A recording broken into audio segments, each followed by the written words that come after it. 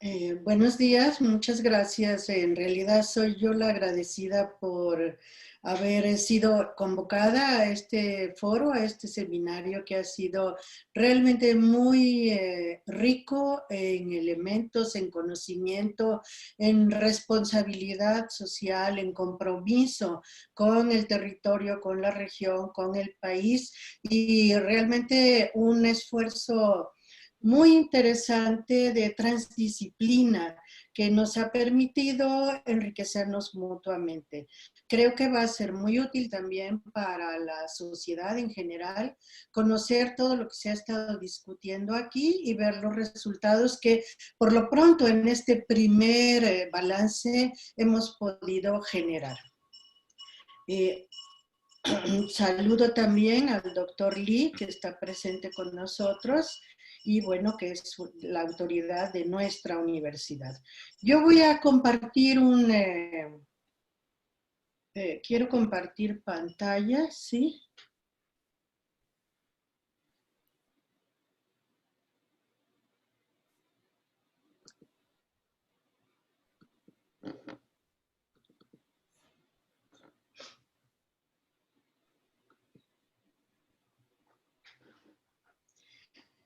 Bien, cabe decir que la parte donde trabajamos sobre territorio, territorialidades y modos de vida es una parte muy diversa porque abarca aspectos tanto del quehacer económico como de incluso las costumbres, las tradiciones de los pueblos que están en la península. Entonces voy a hacer un balance que por supuesto será escueto, que podría ser muchísimo más profundo y más detallado en cada uno de sus puntos, pero que trata de recoger los puntos principales de lo que estuvimos trabajando. Una primera consideración nos lleva a la aproximación geopolítica que busca ubicar a la península en el contexto pues, regional y mundial, pero que también aborda el problema de los megaproyectos que se están proponiendo hoy en día, porque hoy en día no se puede hablar de la península sin tocar estas grandes obras de infraestructura que son las que se van a realizar en la región. Entonces, la primera consideración es que en realidad se trata de una propuesta de desarrollo de infraestructura para toda la región sur-sureste, que no solamente abarca la península y que enlaza dos megaproyectos que se han presentado separados, que son el del Tren Maya y con sus polos de desarrollo y el del corredor interoceánico o corredor transísmico. En realidad, esta es una región muy especial del país porque es una región que alberga enormes riquezas. La riqueza petrolera de nuestro país está toda en esta región, o la mayor parte, el 98% en esta región, y también las selvas tropicales húmedas del país van a quedar todas abarcadas por el área que están tocando los megaproyectos. Entonces se trata de un territorio que es al mismo tiempo muy rico, pero también muy delicado, muy frágil y al que hay que tenerle mucho cuidado porque esas riquezas son perecederas y son, como decía el doctor Lee, en algún momento ya irreversibles de ser recuperadas. Entonces, nosotros tenemos que vislumbrar que si el proyecto abarca estos dos mega infraestructuras, pues tendremos que considerar los datos que competen a los dos. Primero que nada, pues a mí me gustaría insistir en que en la península de Yucatán curiosamente se ubica como eslabón entre dos cuencas muy importantes del continente americano, que son la cuenca del Golfo de México, que tiene todas estas riquezas que yo les mostraba, y la cuenca gran caribeña, que también nos acerca a riquezas petroleras, que en este caso, sobre todo las de Venezuela, que es el país del mundo que tiene los yacimientos más grandes del planeta. Pero además tiene toda la otra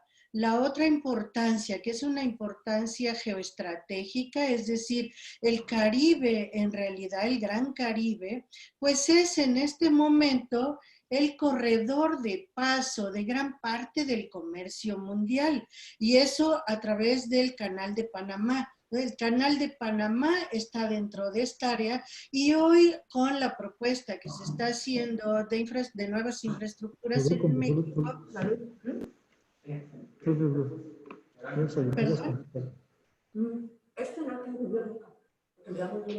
bueno, estoy escuchando muchas voces, no sé si corto o... No, eh, adelante, adelante, por favor, doctora. adelante. Ya, entonces decía, tiene este canal de cruce del comercio mundial que es importantísimo. Por ahí cruza realmente una gran cantidad de mercancías hacia los bloques económicos principales del planeta, que serían el de la cuenca asiática, obviamente Estados Unidos en sus dos costas y Europa.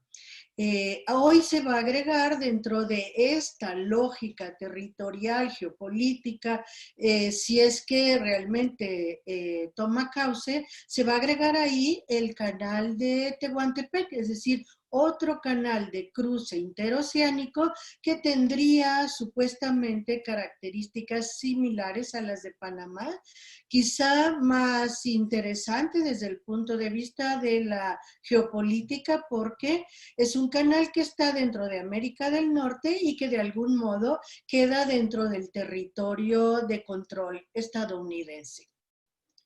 Vean ustedes, ahí puse yo un punto rojo porque sí me interesa mucho marcar la importancia de la península aquí. Es la punta, por supuesto, la que en realidad ahí donde está Cancún,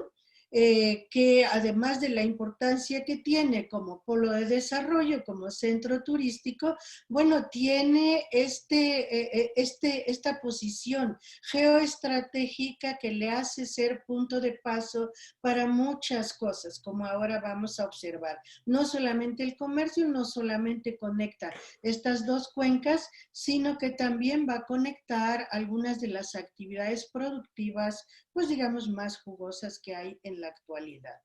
Yo solamente como detalle quise poner aquí las cantidades de el comercio que pasa por Panamá, porque tendríamos, desde mi punto de vista, que considerar esto para calcular lo que va a ser la presencia de barcos cargueros, la afluencia de mercancías en la zona del Istmo de Tehuantepec. Y si ustedes ven aquí, bueno, la dimensión es realmente gigantesca. O sea, deberíamos pensar que en el mejor de los casos, si partimos esto a la mitad, aunque por supuesto eso no es una medida realista porque el comercio siempre está aumentando, pero si lo partiéramos a la mitad, tendríamos el equivalente a 7,000, 8,000 buques cargueros a lo largo del año en Tehuantepec, en el Golfo de México, y eso es una presencia realmente gigantesca para los puertos que hay ahí. Entonces no solamente será puesto en marcha Coatzacoalcos, sino también los puertos de la península de Yucatán, que tendrán que hacer servicios parciales de manera que los contenedores se vacíen o se carguen ahí en conexión con la ruta del tren que va en el norte de la península de Yucatán. Es decir, que esa ruta, que es justo la que pasa por el anillo de cenotes, que además transita en este suelo kárstico particularmente poroso en esa región, bueno, pues esos trenes tendrían que estar transportando estos 150, 130 millones de toneladas cada año.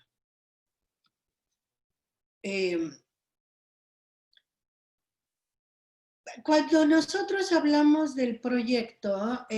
mucha gente insiste en que, bueno, es el tren, pero no es solo el tren, tiene los polos de desarrollo. Yo por eso lo subdividí para dar algunos datos, porque efectivamente a todo mundo le preocupan mucho más los polos de desarrollo por el impacto que pueden tener, pero realmente el tren en sí mismo también va a tener un gran impacto. Aunque fuera solamente el tren, el peso que va a tener sobre el suelo, la cantidad, la frecuencia, la longitud del tren, van a tener efectos muy importantes. Piensen que hoy tenemos un trenecito en una pequeña ruta que va a 15 kilómetros por hora de velocidad, y esto va a cambiar por uno de carga de 120 kilómetros y por uno de pasajeros de 160 kilómetros por hora, que además cuando calculamos la cantidad de mercancías que se pretenden transportar o de pasajeros que se piensa que van a transitar por este recorrido, bueno, resulta que haciendo cálculos vamos a tener que tener trenes permanentemente atravesando por ahí, de manera que el efecto barrera va a ser un efecto muy fuerte, además del de vibración, ruido y todos los otros efectos que produce el paso de estos trenes, que va a producir en caso que realmente se coloquen por ahí. Quise señalar algunos poquitos de los problemas que va a provocar el tren seguramente, o por lo menos que tenemos que tener en mente para pensar qué hacer con esto, porque son problemas muy serios, son problemas en la mayoría de los casos irreversibles. Uno de ellos, y digamos, no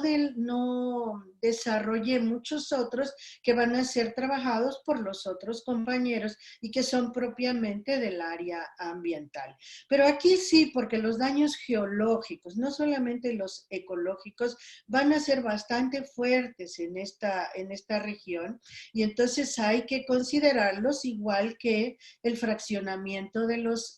ecosistemas y la pérdida de conectividad. Que quiero señalar, por cierto, que claro que se nos ha proporcionado alguna información, se han hecho cálculos de algunos pasos de fauna, todo eso lo hemos estado estudiando con mucho cuidado y nos parece que no es suficiente, que no resuelve el problema, que digamos el problema que se causa es muchísimo mayor que el que se puede resolver con los paliativos que están incluidos en la manifestación de impacto ambiental que se ha presentado por parte de Fonatur. Toda la información de Fonatur la hemos estado revisando, así como también la de otras dependencias de gobierno y los estudios científicos sobre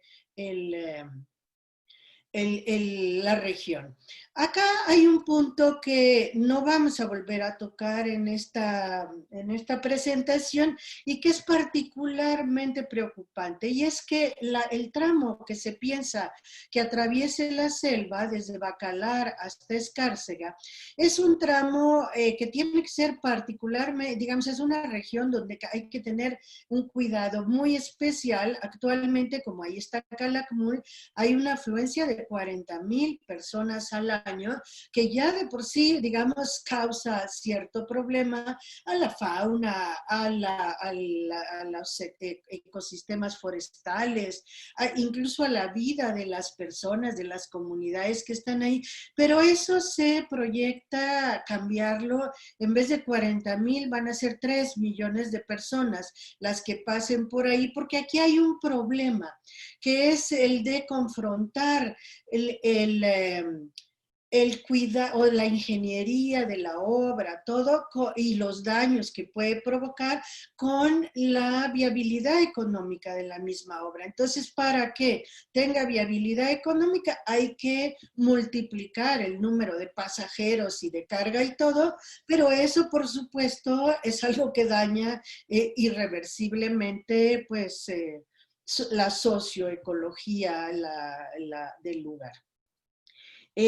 Lo mismo ocurre con el turismo de aventura y masivo, pero un punto además que es importante destacar es que la especulación inmobiliaria antes de que se lleve a cabo el proyecto ya está instalada, ya lo estaba desde antes, pero se ha acelerado de una manera impresionante y con ello va el despojo de tierras también, la ocupación de costas y el daño a los ecosistemas costeros, que ese va a ser uno de los más, a los que les tenemos que poner mayor interés.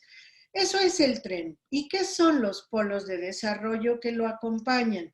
Pues en el presupuesto de egresos de la Federación nosotros nos encontramos que la,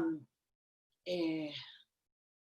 la propuesta para, la petición para hacer el estudio de los polos de desarrollo destaca algunas cosas que son muy importantes, que son, hay que determinar cuáles son los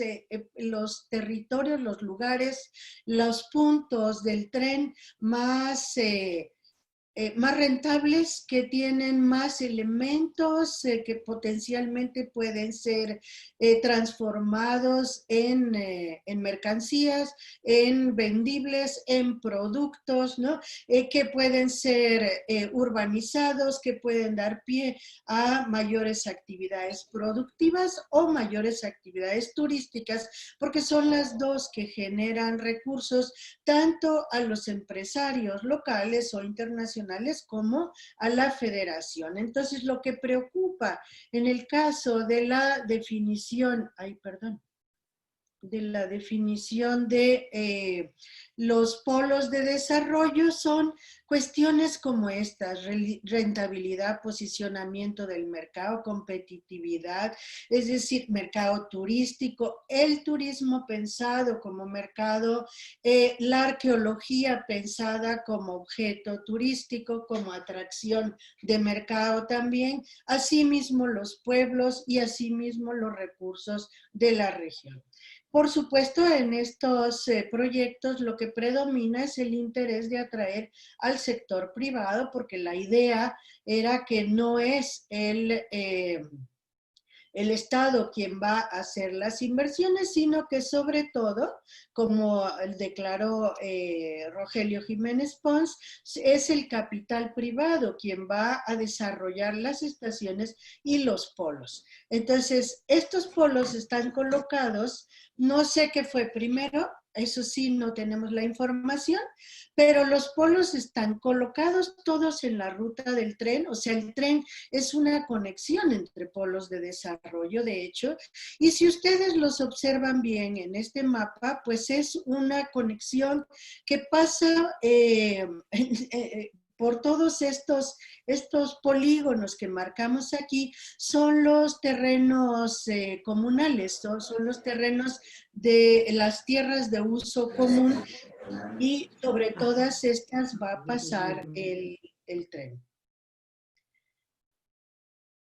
¿Qué tienen además los polos de desarrollo? Que eso es un elemento muy importante, porque como lo vamos a ver enseguida, la propiedad comunal o la propiedad colectiva en la península pues es mayoritaria, entonces hay que tratar con los propietarios colectivos para poder ocupar el territorio. Se ha ideado un modo que se anuncia como de no despojo, de no expropiación a los propietarios de sus tierras, pero que es un mecanismo que hay que ponerlo en la mira, porque tiene aspectos muy complicados. No se compra la tierra de estos ejidatarios o comuneros, sino que se les invita a aportar sus tierras para entrar en una sociedad financiera de la cual van a ser accionarios, van a recibir sus acciones y esas acciones les van a dar rendimientos. El rendimiento tienen el problema de que no son de rentabilidad garantizada, sino que van a depender de la bolsa de valores. Hay una pequeñita parte que es garantizada, pero que no es suficiente, digamos, para cubrir la pérdida de las tierras, y entonces van a quedar sujetos al mercado financiero internacional, pero van a quedar en el aire, porque las tierras ya las dieron. Sobre esas tierras se va a meter más capital de los otros socios, se van a construir, por ejemplo, hoteles, y en el momento en que ellos quisieran recuperar la tierra, pues tendrían que pagar todo lo que invirtieron los otros para poderles comprar, y eso si les quieren vender. Es decir, es un mecanismo en el que la tierra pues se pierde realmente, y es irrecuperable para los campesinos, para los ejidatarios, y los deja en la situación de tener que buscar pues otros medios de supervivencia, que ya no van a ser necesariamente los rendimientos de sus acciones, porque esas no van a ser suficientes. Eh, ¿Qué ha pasado con la economía regional en los últimos tiempos? Acá el grupo con el que trabajamos marcó algunos puntos de tensión. Granjas en toda la región, sobre todo de la parte de Yucatán, las granjas porcícolas al norte del tren, las avícolas al sur, todas colocadas ahí en los márgenes del tren, maquiladoras también, y otros proyectos industriales de procesamiento, y la especulación inmobiliaria y turística, ¿no? Un punto que no trabajamos suficientemente y que esperamos trabajar en el futuro es esto de la extensión de las plantaciones de soya transgénica que usa agroquímicos, que está contaminando, entre otras cosas, la laguna de Bacalar, pero que está contaminando la región en su totalidad, y que parece desenfrenada, está talando la selva. Entonces, ese se señaló como un punto de tensión muy importante, y el otro es que se ha prescindido de la voluntad, del involucramiento de las comunidades, de los propios pueblos que viven en la región, porque como para que ellos propongan cuáles son los elementos de solución a estos problemas que se están enfrentando, porque se piensa que, bueno, eso que se hizo como consulta no fue propiamente una consulta, pero tampoco sería suficiente una consulta, incluso bien hecha, como para poder realmente encontrar las soluciones adecuadas para la región. El tren se ve como un enlace entre todos los proyectos agroindustriales de la región. Es como un facilitador de las actividades de agroindustria o de industria pecuaria en la región, y entonces sí se le ve no tanto como de servicio a las comunidades locales, sino sobre todo a los empresarios regionales. Las actividades que se han localizado como las más destacadas, incluso por su efecto sobre el medio ambiente, son exactamente estas granjas porcinas y avícolas que se encuentran dentro de la reserva del Anillo de Cenotes. O sea, ahí hay que notar que varias de las reservas han sido ya invadidas, han sido lo que de otra manera se llama colonizadas, están siendo contaminadas, están siendo dañadas muy fuertemente ya por todas estas actividades, pero evaluamos que estas actividades, por supuesto, se potenciarían, tendrían mejores condiciones de llegada al mercado si el tren se introdujera en la región. Ahí están incluso las empresas principales que han estado participando, y que son empresas, pues bueno, muy conocidas en el país. La extracción de agua, que eso lo van a tocar otros compañeros, otro grupo. La extracción de agua ha sido muy notable en esta región por parte de las granjas, pero también la descarga de excretas. Nosotros tenemos aquí, por ejemplo, un cálculo de la cantidad de excretas que depositan las granjas y que se calcula que es 4 veces más que todos los habitantes que viven en los municipios de la zona de recarga, tránsito y descarga. O sea, es realmente un impacto muy elevado con respecto a lo que sería el uso de la región para, pues digamos, la convivencia de las sociedades que viven en este lugar. Otro de los puntos que se mencionó con mucho énfasis es que hay un interés, parece particularmente, en atraer inversión extranjera, por supuesto, porque, bueno, de otra manera, financiar un proyecto como este, que solamente el tren ya rebasó su propuesta inicial, la ha ido rebasando poco a poco y por supuesto no va a poder terminarse, si es que se hace, no va a poder terminarse con el presupuesto original, sino que se va a multiplicar, no sé, 4 o 5 veces ese presupuesto por lo menos. Pero además, calculando los polos de desarrollo, bueno, se necesitan grandes cantidades de capital de inversión y eso, por supuesto, se ha convocado a los nacionales, pero se está convocando capital internacional, ofreciéndoles esto como un gran paraíso, como realmente un gran negocio que van a poder disfrutar, entre otras cosas, de estas selvas maravillosas que finalmente, pues bueno, su inversión no va a tener una rentabilidad muy larga porque va a tender a caer muy rápidamente en la medida en que se va deteriorando el ambiente. Aquí algunos de los puntos,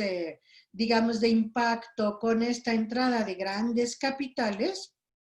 que cabría mencionar que en el caso del corredor transísmico, esos grandes capitales, pues como el corredor es una especie de frontera interna en nuestro territorio, si son estos grandes capitales los que se colocan ahí, van a tener quizá la posibilidad de controlar la franja que divide el sureste del norte del país, del centro y el norte del país. Allí quien pone el capital, pues de algún modo pone las reglas. Una de las cosas importantes que se marcó con todas estas inversiones y con lo que decíamos anteriormente de la expulsión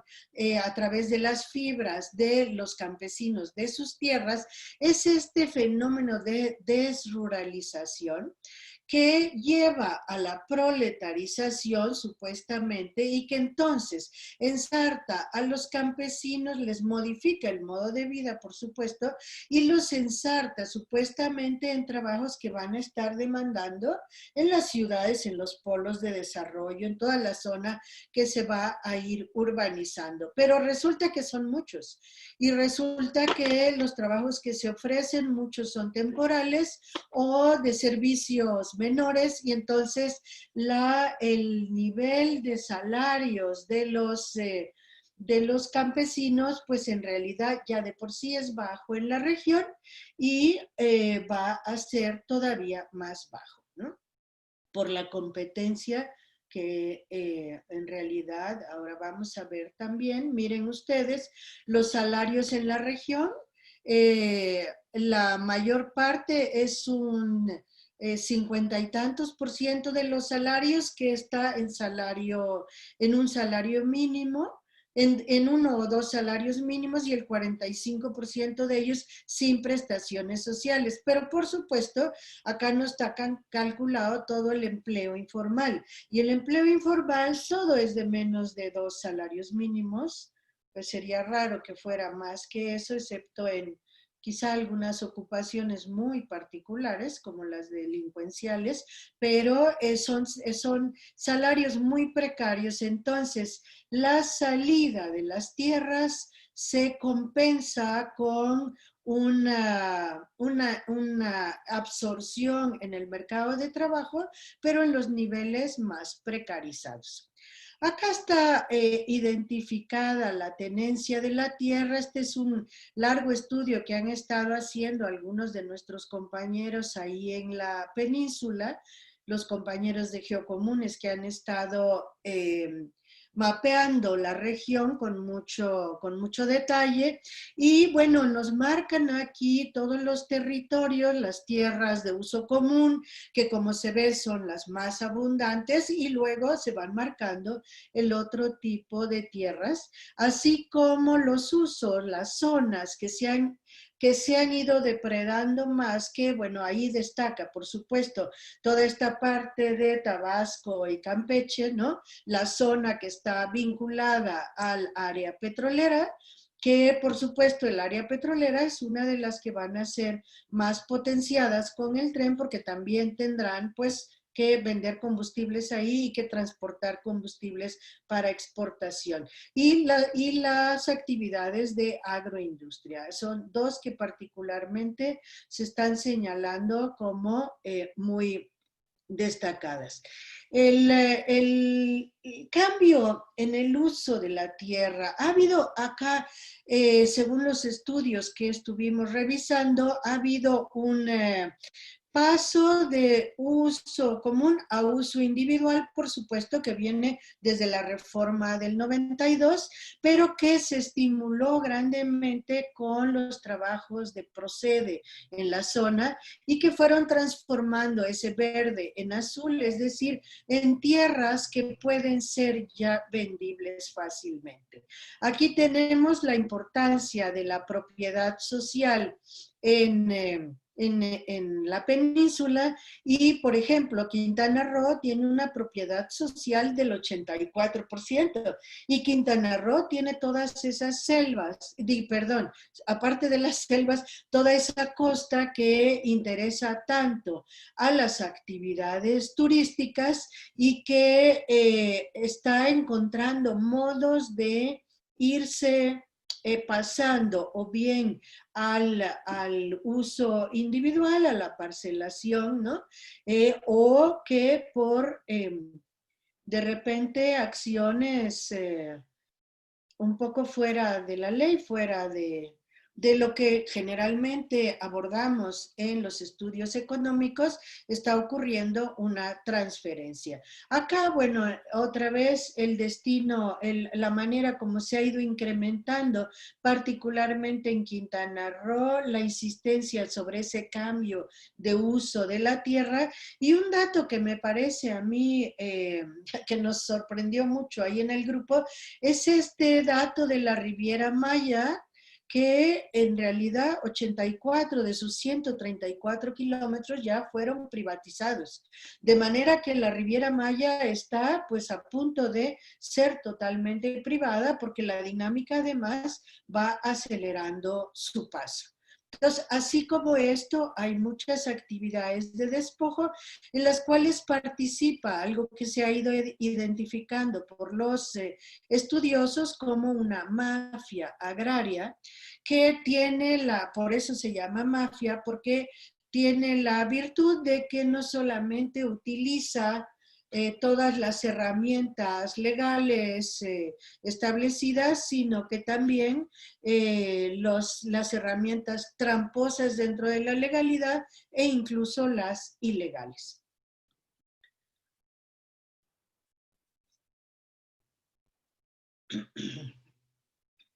¿Cuál es la cara oculta de este desarrollo que yo ya vengo de algún modo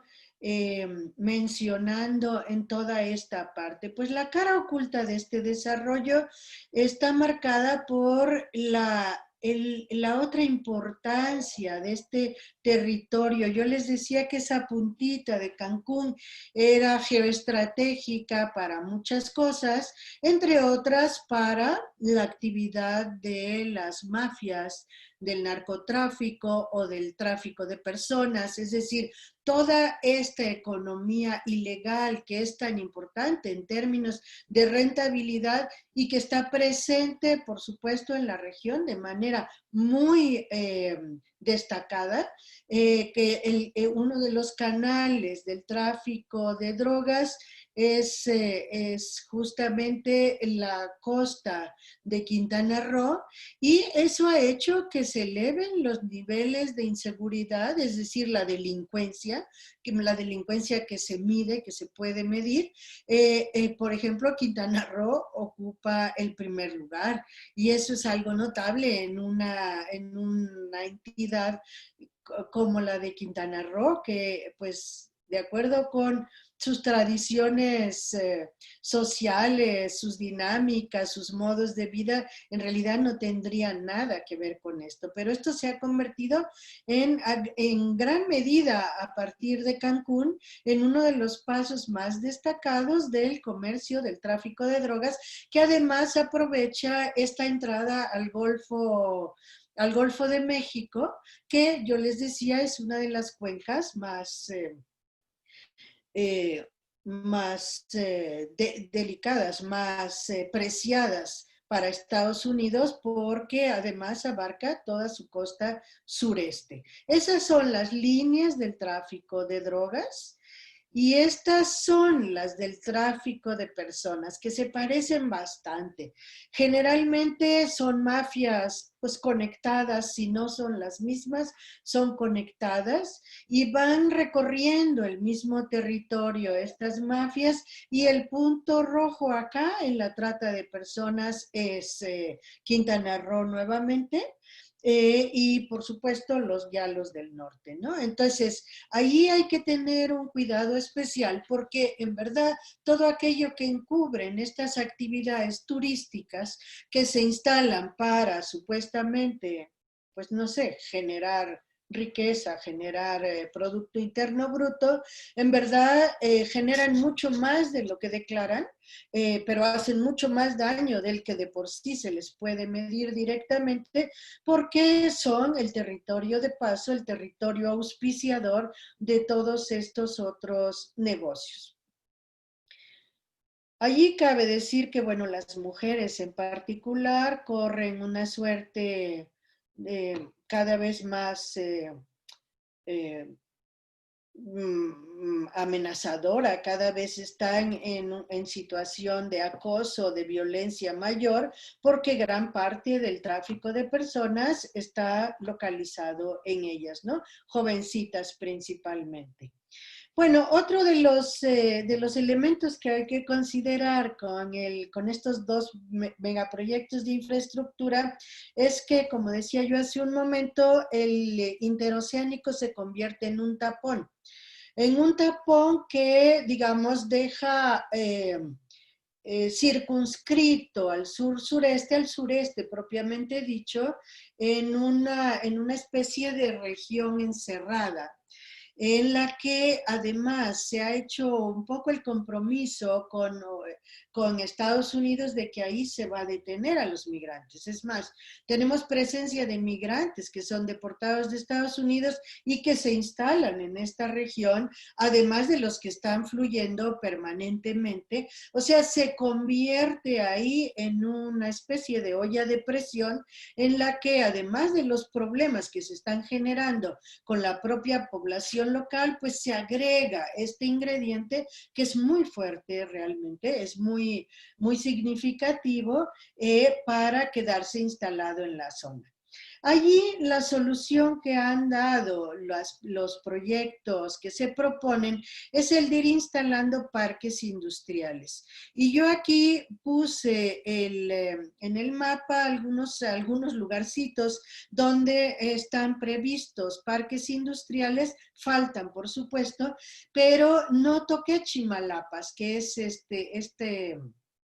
punto verde al lado del transísmico, y en Chimalapas ya está ocurriendo, o sea, hay denuncias estos días de una gran minera que se está instalando ahí, o sea, todo ese tipo de actividades mineras, extractivas, pero además los parques industriales es lo que se piensa como para reducir el impacto nocivo, social nocivo de los megaproyectos. El problema es que los parques industriales bueno, son nuevamente trabajo precario, pero son por otro lado un atractivo para que la gente, que los migrantes potenciales sigan fluyendo hacia la región y va a ser simplemente el instrumento del paso de mercancías por el corredor transísmico, o sea, un corredor que trae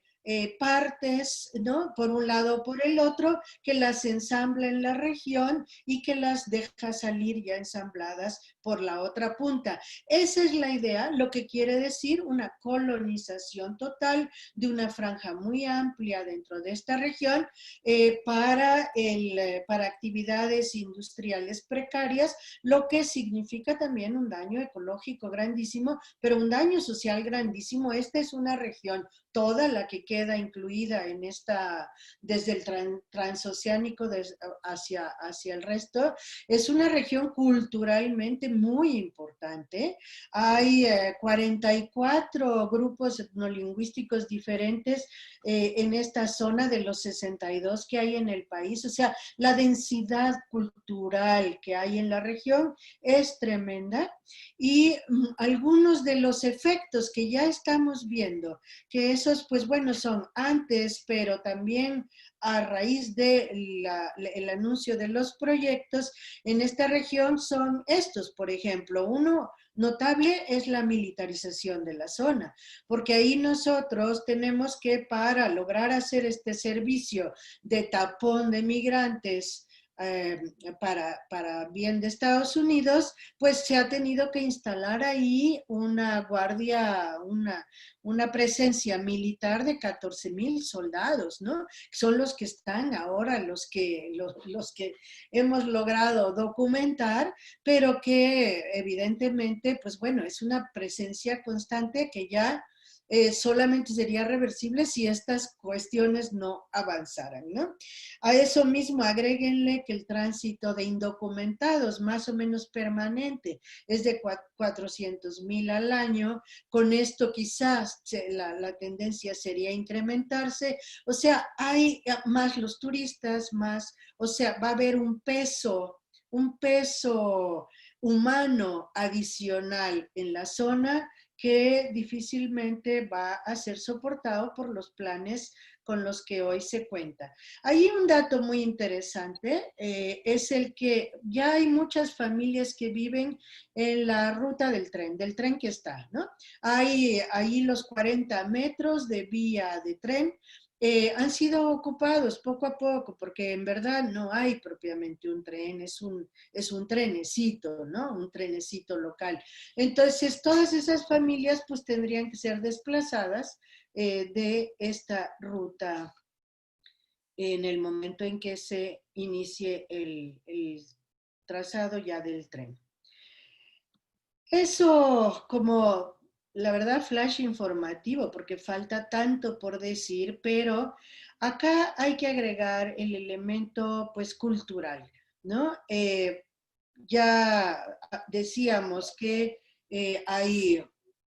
una gran cantidad de diferentes pueblos, de diferentes incluso lenguas dentro de la región, lo que quiere decir tradiciones, modos de vida, ¿no? La diversidad cultural del país está en gran medida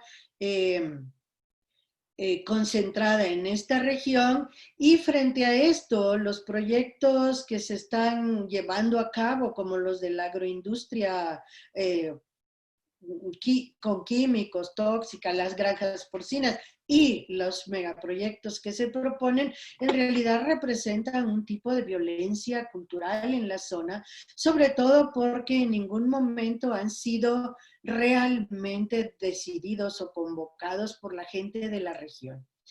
Y un dato para medir el impacto cultural histórico que el megaproyecto puede tener, o los megaproyectos pueden tener, es simplemente tomar los datos de los puntos arqueológicos que hay en toda la ruta, que son puntos que, bueno, algunos son grandes edificaciones, otros ni se sabe bien todavía, ¿no? Están siendo explorados, están en proceso, pero en todos estos lugarcitos que están marcados aquí ya se identificó presencia arqueológica relevante, que es útil para reconstruir la historia cultural de la región, del país, ¿no? La historia cultural de los pueblos que están ahí. Hablamos siempre del pueblo maya, aunque no es el único, e incluso dentro del pueblo maya hay variantes. Bueno, toda esa riqueza, pues bueno, le va a pasar un tren o encima o por debajo o va a ser embestida por el tren de algún modo. Se dice que en el momento en que se encuentre eso se va a cambiar de ruta, pero ¿qué tanto se puede cambiar de ruta? Tendrían que de repente voltear el tren y hacerlo hacia el norte del país y no hacia el sureste, ¿no? Para no dañar todo esto, cosa que no va a pasar. En el caso de Aguada Fénix, que como ustedes saben es un descubrimiento notable al norte, un poquito al norte de Palenque, bueno, lo que se ha dicho es que sí se va a mover un poco el trazo del tren, pero ¿qué hay alrededor de Aguada Fénix? ¿Alguien sabe qué es lo que había y que todavía no está descubierto? Si con trabajo se están descubriendo los primeros vestigios de esa gran edificación. Entonces, bueno, necesariamente ahí hay que considerar que va a haber una pérdida, ¿no? Una pérdida irreversible, por supuesto, y una pérdida que tiene que ver con nuestra identidad cultural, con nuestra historia, con nuestra presencia, no solo la de los identificados como pueblos indios, que son estos que están acá, sino la de todos nosotros, que somos parte de esta cultura, de este país, de esta historia, y que no nos podemos identificar como parte de un pueblo indio porque, bueno, ni la lengua hablamos, propiamente no lo somos, aunque, no sé, o sea, si buscamos nuestras raíces, de repente nos llevamos sorpresas. Qué difícil este panorama, y cuando hablamos con algunos de los protagonistas, digamos, de algunos miembros de estos pueblos indios, hemos hablado con muchísima gente porque tenemos mucho contacto con la gente de las comunidades, todos nosotros, y cada uno a su manera ha ido recogiendo información, pero acá pongo este testimonio que da un miembro de la organización Chiquinja, ¿no? En que realmente lo que dice es, pero a ver, dicen que somos pobres, que estamos mal, que nos tienen que rescatar, que nos tienen que incorporar, pero si nosotros vivimos bien, somos felices, tenemos nuestro modo de vida, tenemos nuestra milpa, nos alimentamos bien, no queremos, había una señora que decía, no queremos ir a comprar los alimentos a un mercado que no sabemos ni cómo se produjeron, en qué condiciones, no tienen calidad, no tienen la calidad de los nuestros. Nosotros estamos aquí bien, nos hacen falta cosas, sí, atención a la salud, educación, que se limite la corrupción, por supuesto, es decir, que nos dejen ser como somos, ¿no? Que nos dejen ser como somos y no nos resuelvan la vida. ¿Qué está pasando con todo esto en la península y qué está pasando en realidad en el planeta? En el planeta estamos en una situación de catástrofe ambiental sin precedentes, por supuesto, que conozcamos por lo menos, ¿no? Pero además de un grado de irreversibilidad que todos los días se multiplica. Y nosotros estamos preocupados por seguir multiplicando los elementos que conducen a esta catástrofe. Y hay algo muy curioso que siempre se dice, pero nunca se toma realmente en cuenta, y es que el 80% de la biodiversidad del planeta está en manos de los pueblos originarios, de los que tienen esos otros modos de vida que no nos llevan al desarrollo entendido como lo está entendiendo la modernidad, estos proyectos modernos, ¿no? No nos llevan a las inversiones, no nos llevan a producir para el mercado, para vender, para engancharnos con el mercado mundial, porque la manera de vivir es completamente otra y es una manera pues más holística que permite hacerle frente a ese daño ambiental en el que estamos. Alguien proponía en nuestro grupo que dentro de las medidas de rescate frente a todos estos daños, hay que estar muy seguros de lo que se está haciendo, porque no basta con decir vamos a talar para hacer el tren y luego vamos a resembrar. Al fin ahí está el programa de Sembrando Vida. No, no es eso lo que se necesita. Se necesita no talar primero, ¿no? Pero también que la reforestación no es ir sembrando una especie rentable, ¿no? Hacer una plantación de monocultivo rentable, sino que hay que cuidar que se reproduzca un dosel diverso correspondiente a la región, que sea todo un entramado ecológico, forestal, pues, que atraiga a los animales, que restablezca el funcionamiento ecosistémico. Y eso es algo que ni está propuesto, ni está, ni tiene tampoco como tantas posibilidades dentro de un proyecto como este, porque un proyecto como este que de por sí está batallando con la rentabilidad económica, que no tiene garantizada la rentabilidad económica del proyecto, digamos, más desnudo, mucho menos va a estar con estas sofisticaciones de reproducir los doseles y los ecosistemas con toda su diversidad, con toda su complejidad. Algunos problemitas que queremos señalar aquí como un poco para cerrar es que realmente hay algo que sorprende muchísimo, tanto los académicos de la región con los que hemos estado trabajando todos estos días, como la gente en sus lugares, ¿no? Particularmente los de los pueblos originarios, conocen los problemas que hay en la región. Todos ellos nos señalan que lo de los menonitas con los agrotóxicos es algo que todo mundo lo dice de entrada, ¿no? Lo de las granjas porcinas, muchísimas cosas, pero también es que se han estado metiendo especie de bandidos, delincuentes a la selva, porque por ahí están haciendo las rutas para el trasiego de drogas o para llevar personas, o etcétera. Eso la gente del lugar lo conoce más que cualquier otro. Y la gente del lugar, por un lado, no se le ha tomado suficientemente en cuenta para ser consultada, pero por otro lado, tampoco está pidiendo que se haga el Tren Maya, que se urbanice más. Lo que quiere es que no se urbanice tanto hasta donde hemos logrado recoger. Lo que quiere es que se mantenga esa posibilidad de seguir teniendo estos modos de vida semirurales, porque ya no son completamente rurales, excepto en casos muy específicos, pero semirurales y que mantengan estos equilibrios. Y acá una de las participantes en nuestro grupo, Alejandra García Quintanilla, decía, el ser maya sigue siendo el corazón de la unidad peninsular, el corazón identitario, es el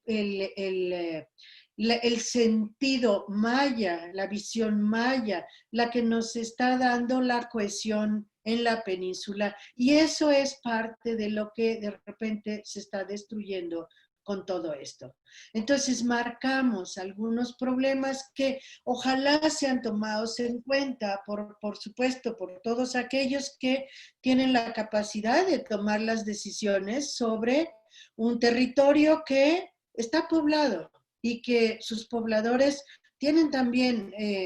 opiniones, tienen también propuestas, proyectos, modos de resolver los problemas y que deben, por supuesto, ser considerados. .